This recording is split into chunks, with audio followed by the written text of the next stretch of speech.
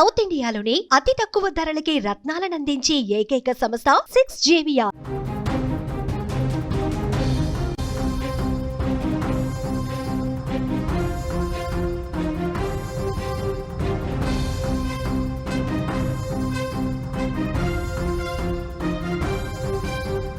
ఏడుపాయల ఆలయం జలదిగ్బంధమైంది. 21 రోజులుగా వరద నీటిలోనే గుడుంది. భక్తులకు ఆలయ దర్శనం ఇంకా అందటం లేదు. ఉత్సవ విగ్రహానికి ప్రత్యేక పూజలు చేస్తున్నారు. మంజీరా నది ఉగ్రరూపం ఒకవైపు దాలుస్తోంది. సింగూరు ప్రాజెక్టు నుంచి నీటిని విడుదల చేస్తున్నారు. అప్రమత్తంగా ఉండాలని అధికారులు ఇప్పటికే హెచ్చరిక జారీ చేశారు. మెదక్ జిల్లాలో ప్రసిద్ధ పుణ్యక్షేత్రం ఏడుపాయల వనదుర్గ అమ్మవారి ఆలయం ఇంకా వరద నీటిలోనే ఉంది. ఆలయ ప్రవేశ ద్వారం వరకు భారీగా వరద నీరు వచ్చి చేరుతుండటంతో దాదాపు 21 రోజులుగా అమ్మవారి దర్శనం భక్తులకు కష్టంగా మారింది.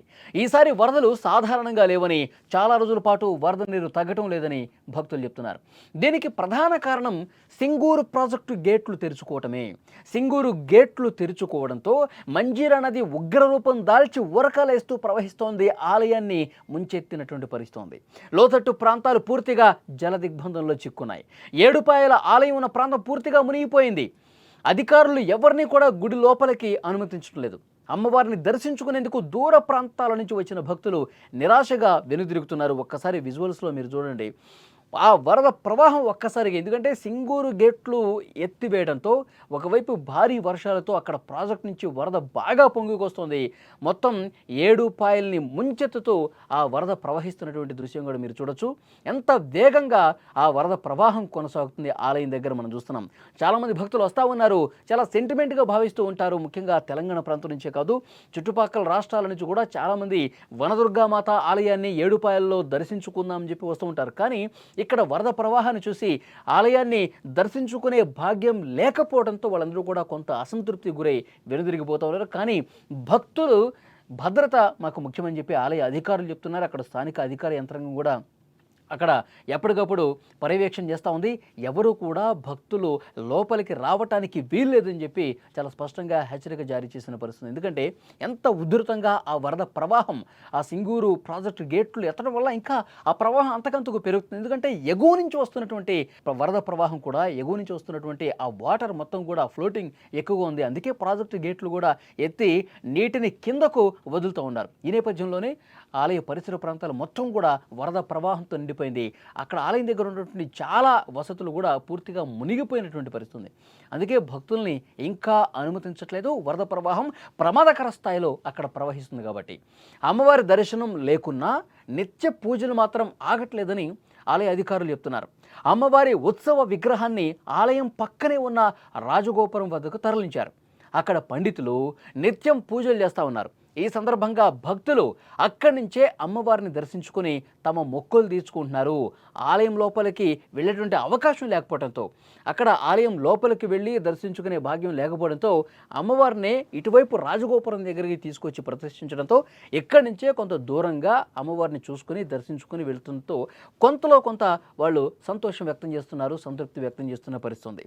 ఏడుపాయల దుర్గమ్మ జలకళతో కనువిందు చేస్తోందని భక్తులు కూడా చెప్తున్నారు. ఒకవైపు వరద ప్రవాహం, వరద పోటెత్తుతూ ఒకవైపు పెద్ద ఎత్తున వాటర్ కనిపిస్తుంది, మరోవైపు అమ్మవారు ఒక పక్క కనిపిస్తూ ఉన్నారు.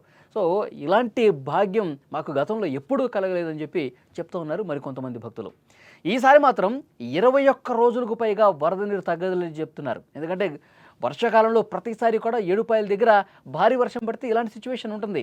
వరద వస్తే ఈ విధంగానే ఉంటుంది. కానీ ఒక వారం 10 రోజులు అంతా సెట్ అయిపోతుంది. మళ్ళీ యథాతథ స్థితికి వస్తుండేది. మొత్తం వాటర్ పూర్తిగా తగ్గిపోయి మళ్ళీ ఆలయం లోపలికి వెళ్ళేవాళ్ళు, అమ్మవారిని దర్శించుకునే వాళ్ళు ఉండేది.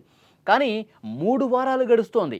21 రోజులైనా సరే ఇంకా వరద తగ్గుముఖం పట్టడం లేదు. అంటే ఈసారి ఏ విధంగా కుండపోతగా వర్షాలు పడుతున్నాయి. ఇక్కడ తెలంగాణలోనే కాదు, ఏడుపాయల్లోనే కాదు, మొత్తం ఎగువను కూడా అటు మహారాష్ట్ర కావచ్చు, అన్ని రాష్ట్రాల్లో, ఉత్తరాదిలో కావచ్చు, బీభత్సమైనటువంటి వర్షపాతం, క్లౌడ్ బరస్టులు జరుగుతూ ఉన్నాయి. అన్ని నదులు ఉప్పొంగి ప్రవహిస్తూ ఉన్నాయి. కాబట్టి ప్రాజెక్టులోకి భారీగా వరద నీరు వచ్చి చేరుతోంది. సింగూరు ప్రాజెక్టు గేట్లు కూడా ఎత్తడంతో ఆ వరద అనేది కిందకు ఇట్లా దొర్లుకుంటూ వరద ప్రవాహం ఉధృత స్థాయిలో కొనసాగుతున్న నేపథ్యంలో సమీపంగా ఉన్నటువంటి ఏడుపాయల ఆలయం నుంచి వరద పోటెత్తుతోంది. ఆలయం దాదాపు మునిగిపోయేంత పరిస్థితి వచ్చింది. విజువల్స్లో మీకు అర్థమవుతుంది చూస్తున్నాయి.